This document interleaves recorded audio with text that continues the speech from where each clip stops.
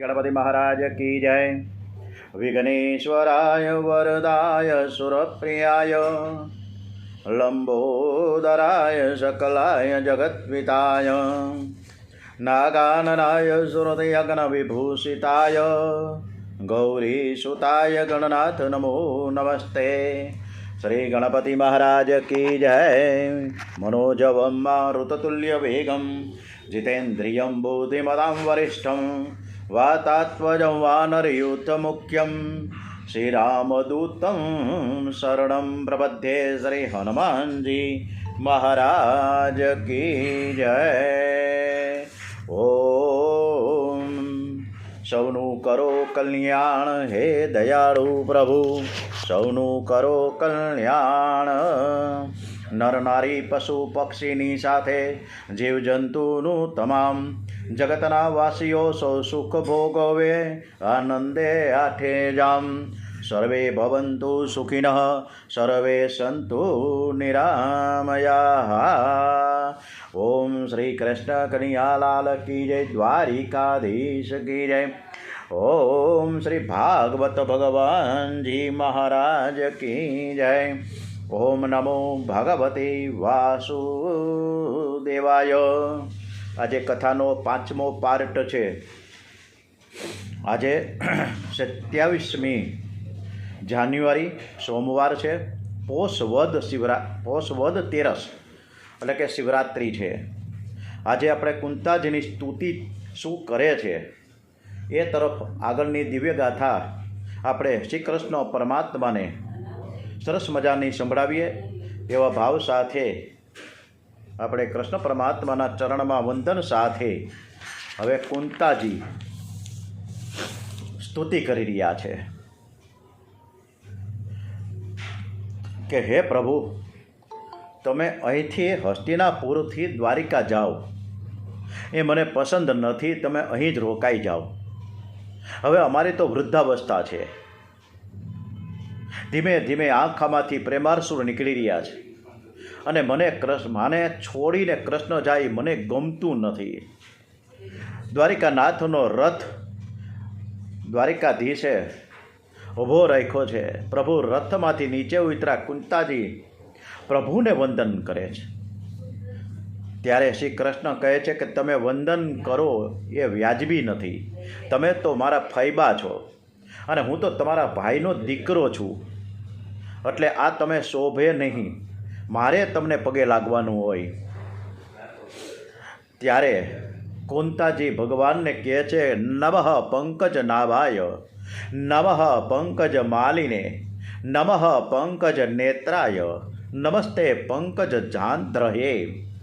જેની નાભીમાંથી બ્રહ્માનો જન્મ થયો છે, જેણે સુંદર કમળોની માળા ધારણ કરેલી છે, જેમના નેત્રો કમળ સમાન વિશાળ છે, જેના ચરણોમાં કમળનું ચિહ્ન છે, એવા શ્રી કૃષ્ણ આપને હું વારંવાર નમન કરું છું।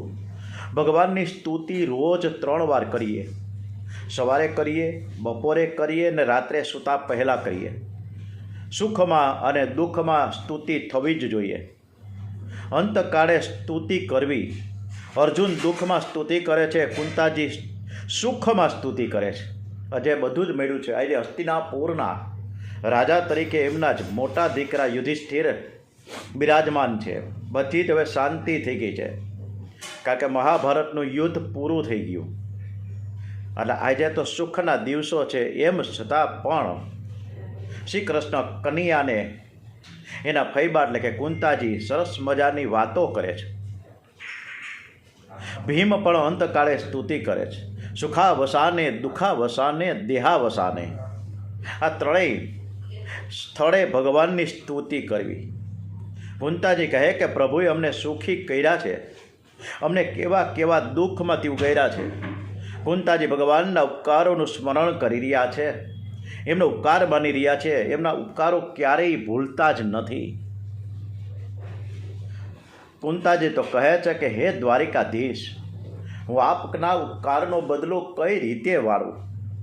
હું તો આપની ચરણોમાં વારંવાર વંદન કરું છું। તમને અનેક સ્વરૂપો લેતા પણ આવડે છે। એવું કરીએ કે તમે એક સ્વરૂપે દ્વારિકામાં જાઓ, અને એક સ્વરૂપે મારા ઘરમાં બિરાજો. તમે મારી આંખથી દૂર થશો નહીં, તમારો વિયોગ અમારાથી સહન નહીં થાય. અને તેથી જ પરમાત્માને દ્વારિકા ભલે જાઓ પણ અમને કંઈક વરદાન આપતા જાઓ.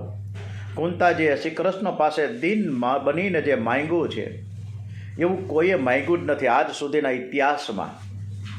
વિશદ સંતો નઃ સસ્વ તત્ર તત્ર જગતગુરુ ભવતો દર્શનમ યત્સાદ પુનર્વર દર્શનમ. હે જગતના ગુરુ, આપના જીવનમાં ડગલે અને પગલે સદા વિપત્તિઓ અમારા જીવનમાં આવતી જ રહે. વિપત્તિમાં જ આપના દર્શન થયા કરે છે. આપના દર્શન માત્રથી જન્મ મૃત્યુના સંકજામાં ક્યારે અમારે આવવું ન પડે.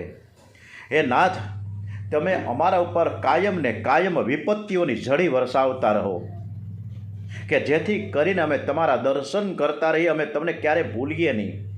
તમે તો ભક્તોના રક્ષણહાર છો અને તમારે એની ઈચ્છા પૂરી કરવી જ જોઈએ. એ નાથ, મારી બુદ્ધિ બીજે ક્યાંય આમ તેમ ન ભટકે, પણ તમારા ચરણ કમળમાં નિરંતર સ્થિર થાય એવું કંઈક કરો. હું આપને વારંવાર વંદન કરું છું. દુઃખમાં માણસને ડહાળ પણ આવે છે. દુઃખમાં જીવ પ્રભુ પાસે જવા ઈચ્છે છે. વિપત્તિમાં જ પ્રભુનું સ્મરણ થાય એટલે વિપત્તિ જ જીવનની સૌથી સાચી મૂડી છે. આપણે તો સુખના દિવસો એટલે ભગવાનને ભૂલી જાય. આજે તો સુખ મેળવ્યું છે છતાં પણ વિપત્તિ કુંતાજી માગે છે.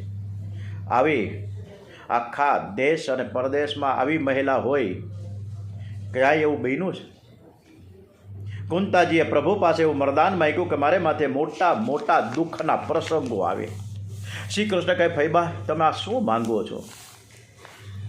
અત્યાર સુધી તો તમે અનેક દુઃખના પ્રસંગો ભોગવ્યા છે.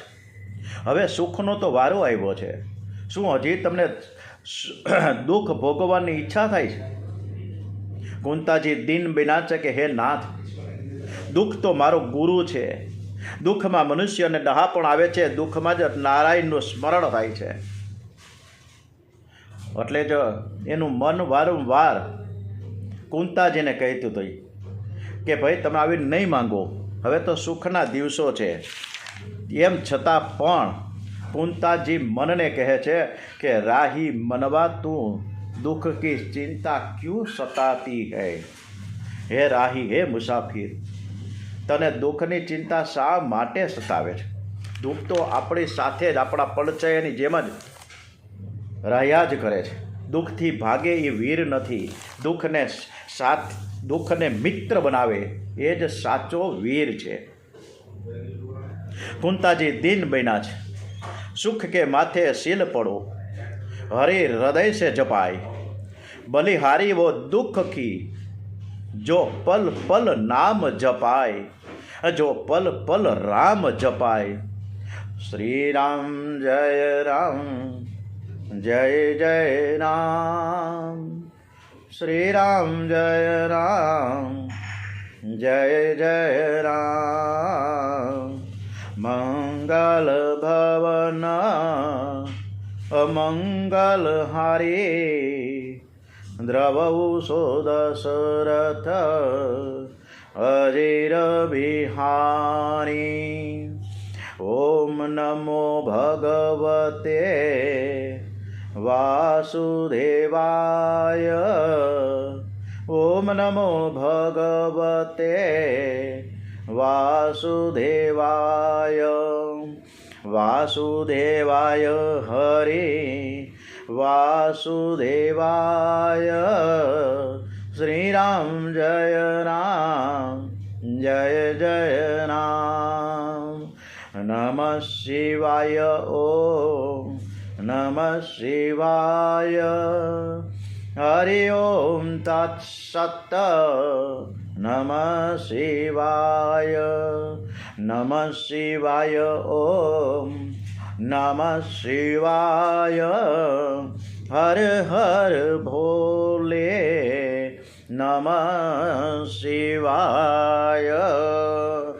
વારંવાર કુંતાજી પ્રાર્થના કરે છે કે બલિહારી વો દુઃખ કી જો પલ પલ નામ જપાય, કે જો દુઃખ હશે તો મેં તમારું સ્મરણ કરી શકું, સુખમાં તો સૌ ભાગે, સુખની પાછળ, વિષયોની પાછળ કૃષ્ણ ભૂલાઈ જાય. આવી રીતના કુંતાજીએ સરસ મજાની પ્રાર્થના કરી છે. આવી જ પ્રાર્થના ભીષ્મ પિતામહે પણ કરી અને 49 દિવસ સુધી એ પોતાના ઈચ્છા મૃત્યુને આધીન થઈને ઉત્તરાયણના દિવસે એમને મૃત્યુને રાજી ખુશીથી સ્વીકારીને સ્વધામ પહોંચ્યા છે. આ ભીષ્મ પિતામહે કુરુક્ષેત્રના મેદાનમાં 49 દિવસ સુધી સતત અને સતત લોહી નીંગળતી હાલતમાં બાણશૈયા ઉપર દ્વારિકાધીશને યાદ કર્યા છે અને એમનું મરણ સુધારવા માટે ભગવાન હસ્તિનાપુરથી દ્વારિકા જતા હતા પાછા આવ્યા. મહાત્માઓનું મરણ છે એ મંગલમય હોય છે. સંતોના જન્મ આપણા જેવા જ હોય છે, તેથી તેમની જન્મ તિથિ ઉજવાતી નથી, એના ભંડારા થાય. સંતોનું મરણ છે ને પુણ્યમય હોય છે, મંગલમય હોય છે, તેથી તેઓની મરણ તિથિ ઉજવાય.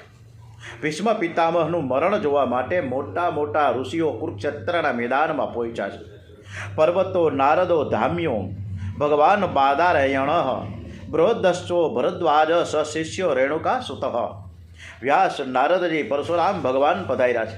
આ મહાપુરુષ પ્રભુના ધામમાં કેવી રીતે જાય છે એ જોવા માટે સૌ ભેગા થયા છે. અને પ્રેમ એટલો બધો વધી ગયો ભીષ્મ પિતામહનો કે પરમાત્મા દ્વારિકાધીશ અને એમનું આકર્ષણ થયું એટલે દ્વારિકા જવાનું બંધ રાખીને તે હસ્તિનાપુર રોકાઈ અને કુરુક્ષેત્રના મેદાનમાં પહોંચ્યા છે. પ્રભુએ ધર્મરાજાને ઉપદેશ કર્યો છે કે પાંડવો પણ ભીષ્મ પિતા પાસે આવ્યા છે, ભીષ્મ કાળને આધીન નથી થયા, પણ શ્રી કૃષ્ણને આધીન છે. ઉત્તરાયણમાં મકર સંક્રાંતના દિવસે મરવાનું નક્કી. ભીષ્મ વિચાર કરે કે શ્રી કૃષ્ણે મને વચન આપ્યું છે કે અંતકાળે હું જરૂર આવીશ, પણ હજુ કેમ દેખાતા નથી. તેઓ દ્વારિકાનાથનું ધ્યાન કરે છે કે મારા નારાયણ આવે અને એમના દર્શન કરતાં કરતાં હું પ્રાણનો ત્યાગ કરું. મને શ્રી કૃષ્ણએ વચન આપ્યું છે એટલે કે હું જરૂર આવીશ જ, આવશે જ. એમને આપેલું વચન સત્ય કરવા માટે દ્વારિકાનાથ પધારે છે. પ્રભુને રોજ પ્રાર્થના કરો કે આપ મારા મરણ સમયે જરૂર પધારજો, કારણ કે અંતકાળમાં દુઃખથી દેહાનું બંધન થાય છે અને તેથી ઈશ્વરનું સ્મરણ કરવું મુશ્કેલ બને છે. ભીષ્મ પિતામહ શ્રી કૃષ્ણની સ્તુતિ કરે છે. શ્રીમન નારાયણ નારાયણ નારાયણ, શ્રીમન નારાયણ નારાયણ નારાયણ, ભજમન નારાયણ નારાયણ નારાયણ, બદ્રે નારાયણ નારાયણ નારાયણ, ભજમન નારાયણ નારાયણ નારાયણ, ભજમન નારાયણ નારાયણ નારાયણ, સ્વામી નારાયણ નારાયણ નારાયણ, સ્વામી નારાયણ નારાયણ નારાયણ. ઓમ શ્રી લક્ષ્મીનારાયણ ભગવાન કી જય. શ્રી કૃષ્ણ ભગવાન, યુધિષ્ઠિર, પાંચે પાંડવો, બધા જ રાજા મહારાજાઓ, ઋષિમુનિઓ ઉપસ્થિત છે. ત્યારે ભીષ્મ પિતામહને કહે છે કે યુધિષ્ઠિર, તમારો દીકરો તમારી પાસે ઊભો છે, તમને કંઈક પૂછવા માંગે છે, તમે એને કંઈક ધર્મ ઉપદેશ આપો. ત્યારે ભીષ્મ પિતામહે કહે છે કે હે કનૈયા, હું ધર્મરાજાએ જે કંઈ પ્રશ્નો પૂછશે એનો જવાબ તો હું આપીશ, એના શંકાનું સમાધાન કરીશ, પણ પહેલાં તો મારી શંકાનું તમે સમાધાન કરો કે મારે આવી સજા કેમ ભોગવવી પડી. મારે બાળની સયા ઉપર કેમ આટલા બધા દિવસો સૂવાનું થયું. મને અતિશય વેદના થાય છે. ત્યારે ભગવાન ભીષ્મની શંકાનું સમાધાન કરતાં કહે છે કે દાદાજી, આપે કોઈ પાપ કર્યું નથી એ વાત બિલકુલ સાચી, પરંતુ તમારી હાજરીમાં થયેલા પાપને તમે આંખ વડે જોયું છે, એની આ સજા છે. પાપ વખતે તમારી હાજરી અને એ વખતે તમારું મૌન એ પણ પાપ છે. માટે કોઈનું પાપ જોશો નહીં કે સાંભળશો નહીં. પાપ કોઈને કહેતા નહીં, કોઈના પાપ વિશે વિચારતા નહીં, તો પણ તમને પાપ લાગશે.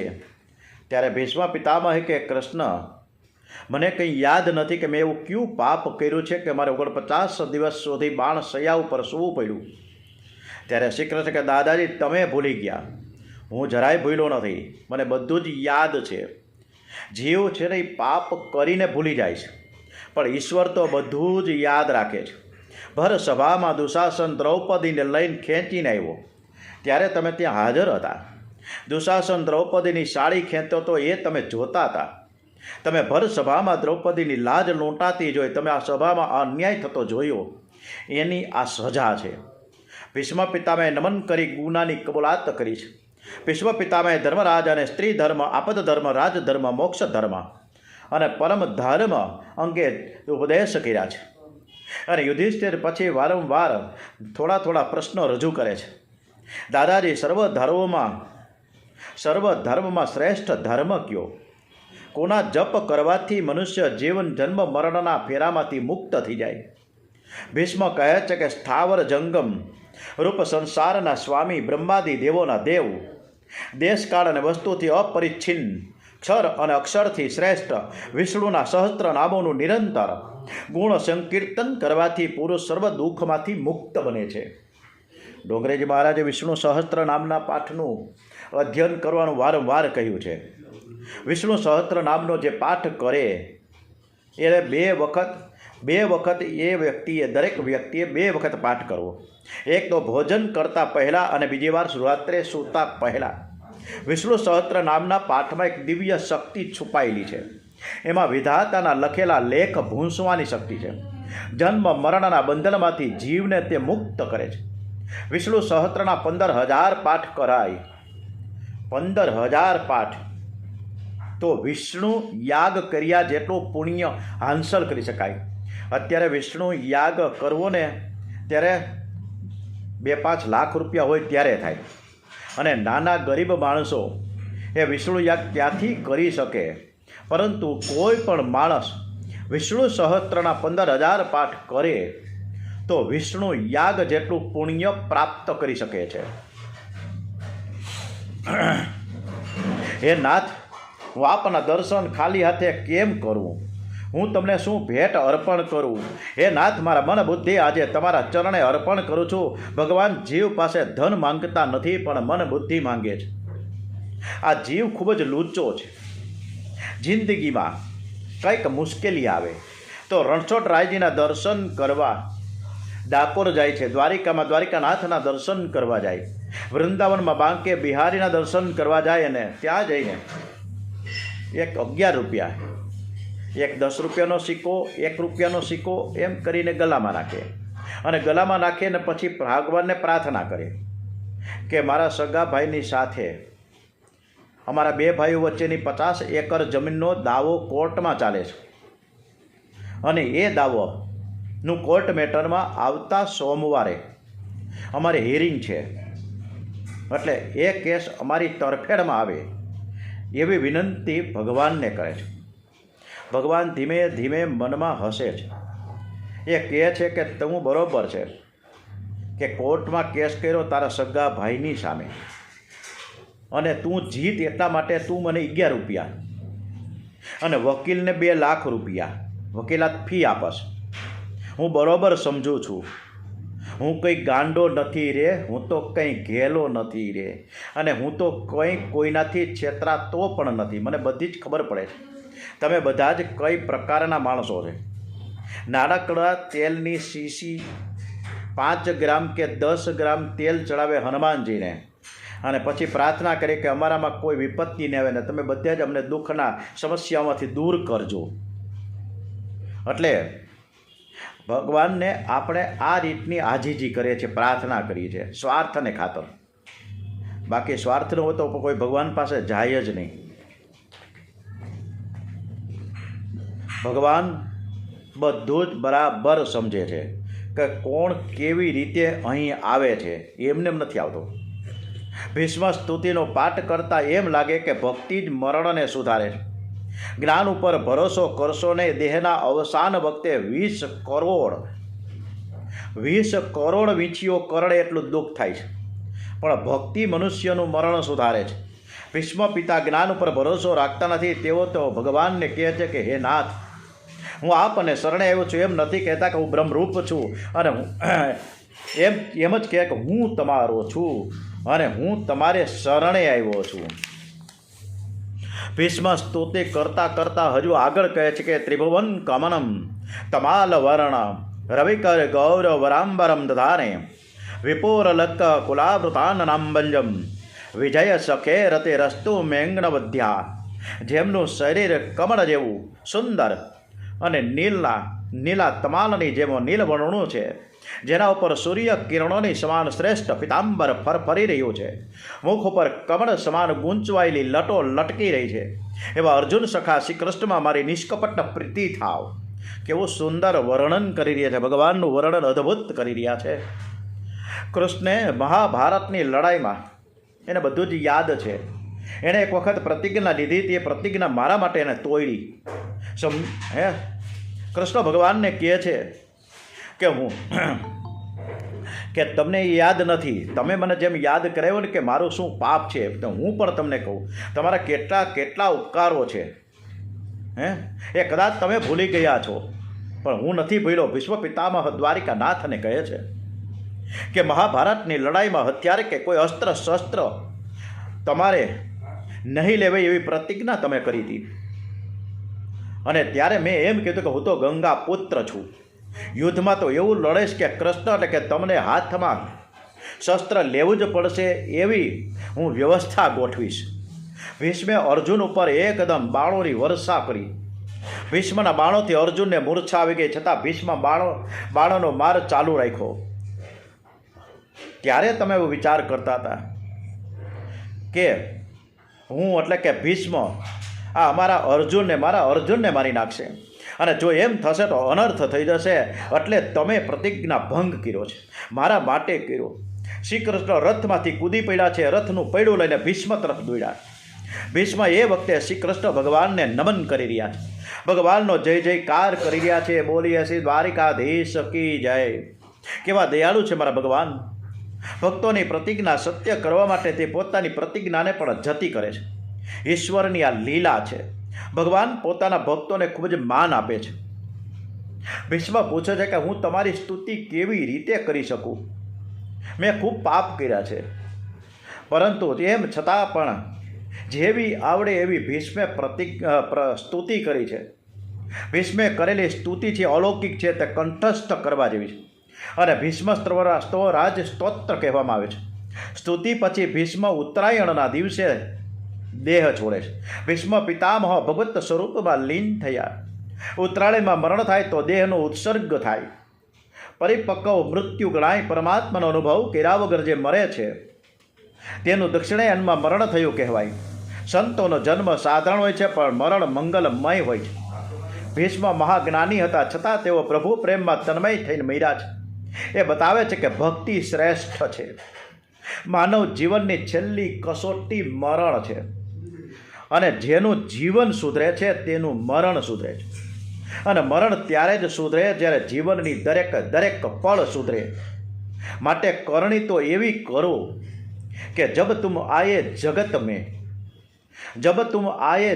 में जग हसे तुम रोय, ऐसी करनी कर चलो तुम हसे जग रोय.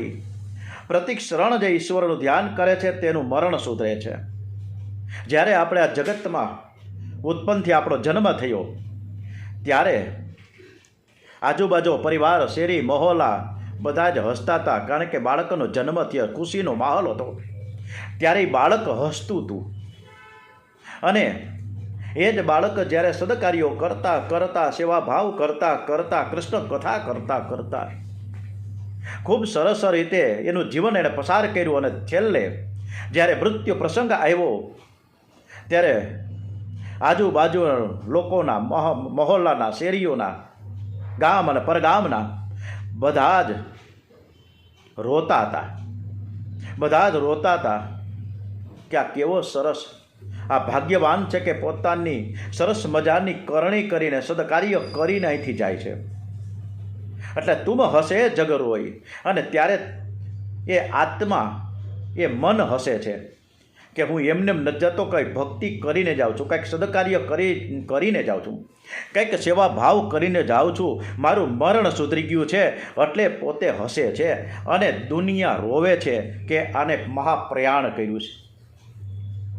પ્રતિક શરણ જે ઈશ્વરનું ધ્યાન કરે છે તેનું મરણ સુધરે છે. જીવનમાં ક્ષણનો અને કણનો દુરુપયોગ ના કરો.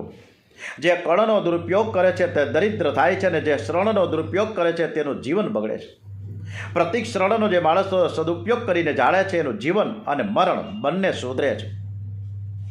આજે તો મોટા ભાગે બધા જ લગ્ન પ્રસંગમાં હોય કે બીજો કોઈ મોટો પ્રસંગ હોય ને ત્યારે હાથમાં થાળી લઈને બુફેમાં ઊભા હોય લાઈનમાં, જેટલું લેવાય એટલું લઈ લે, પછી ખવાય નહીં અને પછી તરછોડે એઠું જાય ઉકરડામાં. કેટલો બધો અન્નનો બગાડ થાય છે. અને હવે તો અનલિમિટેડ પીઝા આવી ગયા, અનલિમિટેડ કોંજાળે કેટલી વસ્તુ છે. એટલે લાઇનમાં ન ઉભો એટલે પીઝા પણ જેટલા જોઈએ એટલા લે. એ 100 ગ્રામ 100 રૂપિયાનું એક પીઝું પછી કચરા પેટીમાં જાય. અને બારે ઉપર દાદરાથી નીચે ઉતરીને કોઈ ભિક્ષુક કે નાનકડો છોકરો આપણી પાસે માંગે છે હાથ લાંબો કરવા, ત્યારે 1 રૂપિયો આપી શકતા નથી. આ બધી આપણી કહાની છે. વિચિત્ર સ્વભાવ છે આ માનવનું. અંતકાળનો સમય બહુ કઠિન છે અને એ વખતે પ્રભુનું સ્મરણ થવું બહુ કઠણ છે. જેનું આખું જીવન જેના પાછળ ગયું હશે તે અંતકાળે તેની યાદ આવે છે. જન્મ જન્મ મુનિ જતન કરાહી, જન્મ જન્મ મુનિ જતન કરાહી, અંત રામ કહી આવત નાહી. જે આખું જીવન ભગવત સ્મરણ કરશે એ કદાચ અંતકાળે ભગવાનને ભૂલી જાય તો પણ ભગવાન તેને યાદ રાખશે જ. સત્કર્મ કદાપી વ્યર્થ જતું નથી. ભગવાન કહે છે કે મારો ભક્ત ભલે મને ભૂલી જાય પણ હું એને ક્યારેય પણ નહીં ભૂલું. હું એની સાથે ને સાથે છું ને પડખે જ છું. એટલે હર હંમેશ ભગવાનનું ધ્યાન કરીએ, તપ કરીએ અને સારી સેવા કરીએ, સદકાર્ય કરીએ, પરોપકાર કરતા રહીએ. સૌ જીવોમાં એક જ પરમાત્મા છે. એને એ પરમાત્માને ઓળખવાનો પ્રયત્ન કરતો નથી. આજ સુધીમાં હજારો લાખો ને અબજો માણસ ગયા એટલે કે ગુજરી ગયા, અને જે ગયાથી ઉપરથી પાછો નથી આવ્યો કહેવા હાટું કાંઈ પાછો આવતો નથી. જીવતો પોતાના માટે રડે એ જ સાચું છે. એક મરે છે એની પાછળ બીજો રડે છે, પણ રડનારો વિચારતો નથી કે તે ગયો છે ત્યાં મારે પણ એક દિવસ તો જવાનું જ છે. તમે દિવસમાં એકવાર જરૂર તમારા મરણને યાદ કરો, કારણ કે એ પણ તમારા માટે એક દિવસ, એક પળ, એક ક્ષણ તો આવવાની જ છે. મને મનખો મળ્યો છે મૂંઘા મોલનો રે. આ મનખો, આ શરીર છે એ એમને પ્રાપ્ત નથી થતું. 84 લાખ યોનિમાં ફરતો જીવ જ્યારે મનુષ્ય જીવન પ્રાપ્ત કરે ત્યારે ધન્ય ભાગ છે. બાકી તો કેટલાય પ્રાણીઓ, પશુઓ, પક્ષીઓ કોઈને બુદ્ધિ નથી આપી, કોઈને વિચારવાની શક્તિ નથી. ભગવાનનું જે સ્મરણ કરી શકે તો એક જ માણસ છે. કલી એટલે કલહનું રૂપ. જે ઘરમાં કૃષ્ણ કીર્તન, જે ઘરમાં કૃષ્ણ કથા થતી હોય એ ઘરમાં કલી પ્રવેશ કરતો નથી. યુધિષ્ઠિર અને ભીમસેન આ રીતે વાતો કરે છે તે અર્જુન દ્વારિકાથી આવ્યા છે. એના મુખ પર જરાય તેજ નથી. આ જો યુધિષ્ઠિર પૂછે છે કે અર્જુન તારું તેજ ક્યાં વયું ગયું? એ આંગળે આવેલા અતિથિને તે જમાડ્યા વગર જવા દીધો છે, અથવા તો અતિથિને જમાડ્યા વગર તે ભોજન કરી લીધું? તે ક્ષત્રિય ધર્મને કલંક લાગે એવું તો કામ તો કંઈ કર્યું નથી ને. દ્વારિકામાં બધા કુશળ તો છે ને. શ્રી કૃષ્ણ, બલદેવ અને સગા સંબંધીઓ તો કુશળ છે ને. અર્જુન કાંઈ બોલી શકતો નથી. આંખમાંથી આંસુઓની ધારા નીકળી છે કે મોટાભાઈ હું શું કહું, મારા પ્રભુએ મારો ત્યાગ કર્યો છે. શ્રી કૃષ્ણે પાંડવો પર કરેલા ઉપકારને અર્જુન યાદ કરે છે. જેણે આજ સુધી આપણું રક્ષણ કર્યું, જે મને સખા તરીકે માનતા હતા તે પ્રભુ આજે સ્વધામમાં ગયા છે. અંતકાળે પ્રભુ મને સાથે ન લઈ ગયા. એમણે કહેલું કે તું સાથે આવ્યો નથી તો સાથે હું ક્યાંથી લઈ જાઉં? મેં તને ગીતાનું જ્ઞાન આપ્યું છે, તે જ તારું રક્ષણ કરશે. મોટાભાઈ આજ સુધી મારા કૃષ્ણ મારી સાથે હતા, તેથી કોઈ દિવસ મેં હાર નથી જોઈ. પણ આ કૃષ્ણ વિરહમાં હું આવતો હતો ત્યારે કાબા લોકોએ મને રસ્તામાં લૂંટી લીધો. હવે મને સમજાય છે કે મારામાં જે શક્તિ હતી તે કૃષ્ણની હતી. આજે તેમના જવાથી મારી શક્તિ ચાલી ગઈ. મહાભારતની લડાઈમાં મહારથીઓને મેં યુદ્ધમાં હરાવ્યા, તો આ કાબા લોકોનું ગજવું શું? એ મને કેવી રીતે લૂંટી શકે? મોટાભાઈ, પ્રભુના તે અનંત ઉપકારો આજે મને યાદ આવે છે. શ્રી કૃષ્ણ લાક્ષાગ્રહમાં, યુદ્ધમાં વગેરે સ્થળોએ આપણું રક્ષણ કર્યું છે. શ્રી અર્જુન છે શ્રી કૃષ્ણ વિરહમાં શ્રી કૃષ્ણની કૃપા યાદ કરતા કરતા રડે છે. મોટાભાઈ, દ્રૌપદીના સ્વયંવર વખતે મેં મસ્ત વેધ કર્યો હતો. એ શક્તિ મારી દ્વારિકા નાથની હતી, મારી કંઈ નહોતી. મોટા મોટા રાજાઓ પણ મસ્ત વેદ ન કરી શક્યા. કર્ણ મસ્ત વેદ કરનાર હતો, પણ શ્રી કૃષ્ણ એક દાસી મારફતે દ્રૌપદીને જાણ કરવામાં આવી. એટલે દ્રૌપદીએ જણાવ્યું કે હું હીન જાતિના કર્ણની સાથે હું લગ્ન નહીં કરું. ભલે તે મસ્ત વેદ કરી શકે છે. મોટાભાઈ, મારામાં હિંમત નહોતી, પણ મારા શ્રી કૃષ્ણની પ્રેરણાથી મારામાં હિંમત આવી ગઈ. મારામાં એવી શક્તિ આવી ગઈ. દુર્યોધન તો માયનું હતું કે પાંડવો લાક્ષાગરમાં બળી ગયા છે, અને એમ માની એણે અમારું શ્રાદ્ધ પણ કરી નાખ્યું હતું. એ મને જીવિત જોઈને આશ્ચર્ય પામ્યો. હું શ્રી કૃષ્ણની પ્રેરણાથી જે સ્વયંવરમાં આકાશમાં ફરતી માછલીને વીંધી શક્યો છું. મોટાભાઈ, કુરુક્ષેત્રમાં તેમણે મને ગીતાનો ઉપદેશ કર્યો હતો. એમણે મને એક વખત કંઈક માંગવાનું કહેલું, ત્યારે મેં યુદ્ધમાં મારી જીત થાય એવું પ્રભુ સાથે માંગ્યું. મને તો લાગે કે મને માંગતા ન આવડ્યું. કિરાતના વધ વખતે હું શંકરની સાથે યુદ્ધ કરી શક્યો, એ પણ શ્રી કૃષ્ણ ભગવાનના પ્રતાપે જ કરી શક્યો. હે મોટાભાઈ, દુર્યોધને કપટ કરી આપણો નાશ થાય તે હતી દુર્વાસાને આપણા ઘરે મોકલ્યા હતા, આપણા આશ્રમે મોકલ્યા હતા. ત્યારે આપણે વનમાં ફરતા હતા. એ સમયે આપણે પૂરા સંકટમાં મુકાઈ ગયા હતા. ચિંતાનો કોઈ પાર નહોતો. એને એ સમયે શ્રી કૃષ્ણ આવીને ભાજીના એક પાનથી અક્ષય પાત્ર ભરી દીધું. પ્રભુ એ સમયે આપણને મોટા સંકટમાંથી ઉગારી દીધા. અને ત્યારે દુર્યોધને 11 ત્યાં કરી દુર્વાસાને ઋષિમુનિઓએ, અને દુર્યોધનને કહ્યું કે તું કંઈક વરદાન માંગ મારી પાસે. દુર્યોધને ત્યારે એમ કહેલું દુર્વાસા ઋષિને કે અમારા કુળમાં તો યુધિષ્ઠિર મોટા છે, તમે 10,000 શિષ્યોની સાથે તેમને ત્યાં જાઓ અને એનો આતિથ્યનો સ્વીકાર કરો, તેમને ભોજનનો લાભ આપો. દુર્યોધન એકદમ કપટી હતો, આપણે બધા જાણીએ છીએ. એ વિચારે છે કે ગઈકાલનો મહારાજને 11નો દિવસ છે.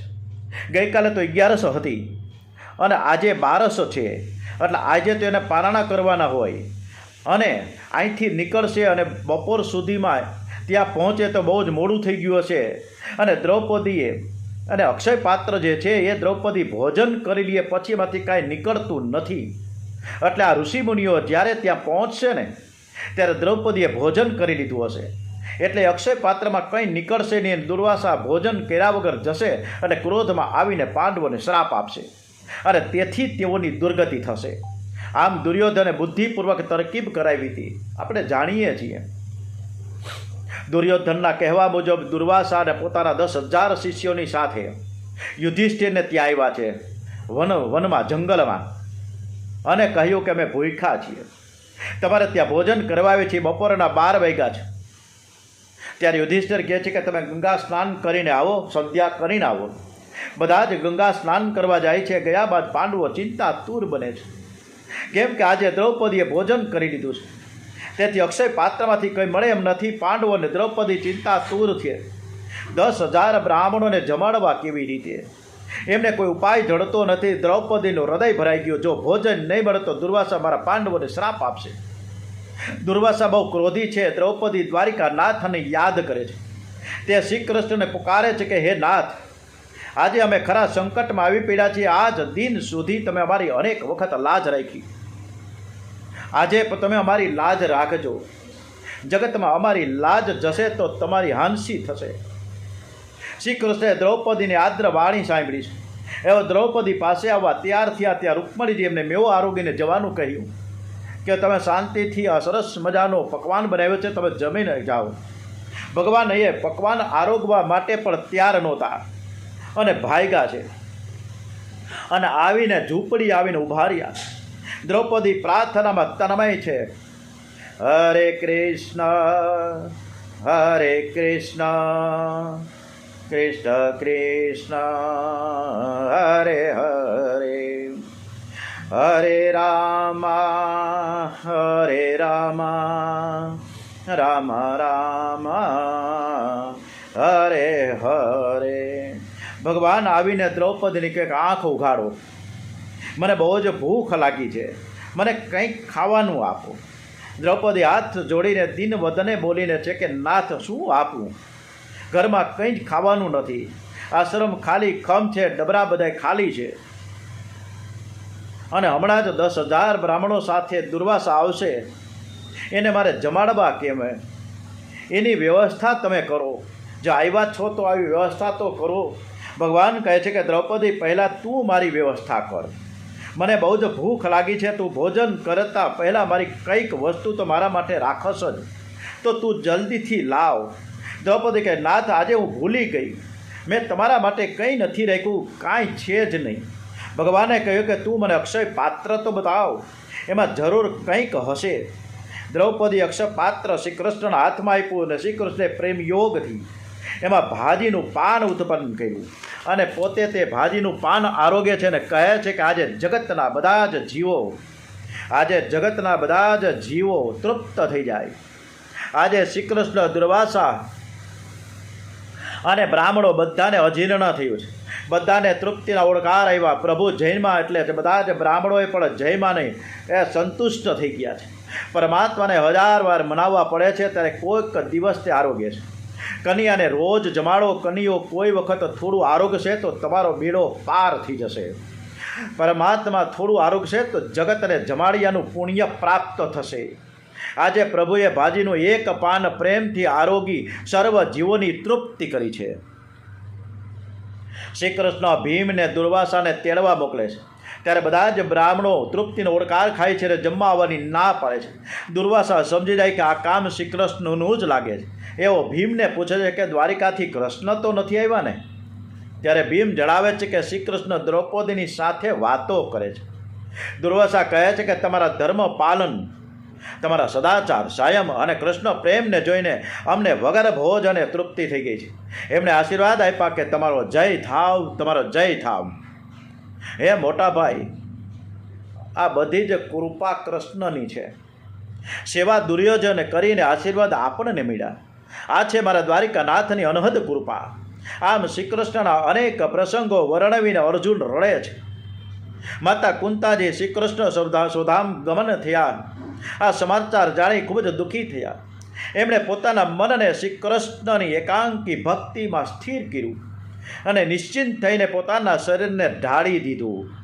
શ્રી કૃષ્ણની સ્મૃતિમાં લીન શ્રી કૃષ્ણ અને પાસે કુંતાજી સુધામ પહોંચી ગયા છે.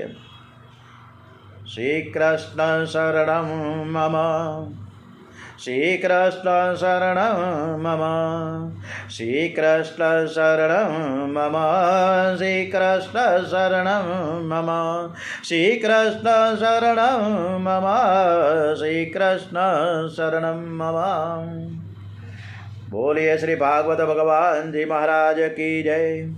શ્રી કૃષ્ણ કનૈયાલાલ કી જય.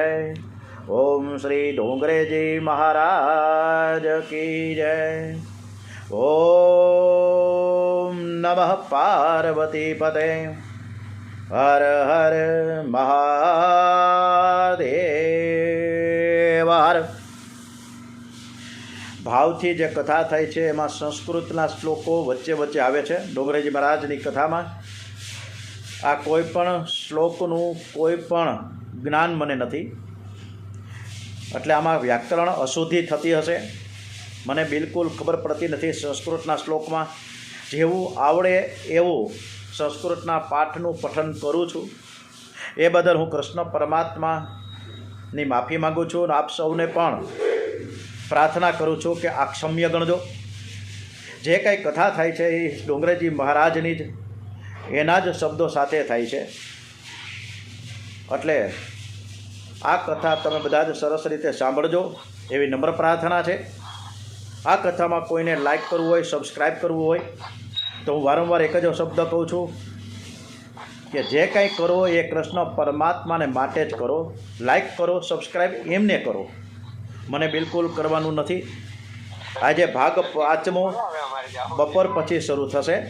ઓમ શ્રી કૃષ્ણ કનૈયા લાલ કી જય. ઓમ નમો ભગવતે વાસુદેવાય.